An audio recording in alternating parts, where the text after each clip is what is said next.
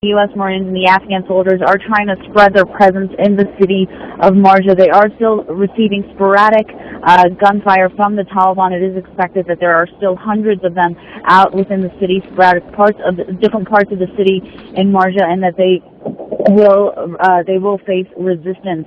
We've been hearing gunfire from possibly a few hundred meters away from the compound that we're at the moment. The Taliban are spread out throughout the city, but particularly at civilian compounds. And this is actually coming from civilians in Marja. 2 were brought to the Marines wounded, a 16-year-old boy and an 18-year-old boy, and the family came along stating that the Taliban had taken over their home to fight the Marines, and actually 2 of their family members were killed in that fighting as well. So although the fighting is going on, they do expect that it might be getting worse as they push further and further out within the city center.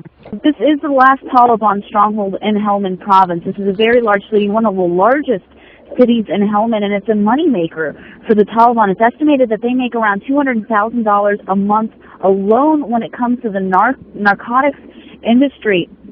And really, it's a symbol also. If they can take the city of Marja, if they can give it back to the Afghan government, it's a sign of what may be ahead in 2010 with this 30,000 troop surge that President Barack Obama has added into the mission in Afghanistan. But another issue here is the fighting with the Afghan soldiers, how they will respond. And right now, I'll tell you at the moment, with at least the Afghan soldiers that we've seen, they aren't doing the brunt of the work. They aren't trained well enough to do it. It's the U.S. Marines who are able to take on the Taliban. And the motivation with the Afghan soldiers are not as strong, say, as the motivation with the U.S. Marines.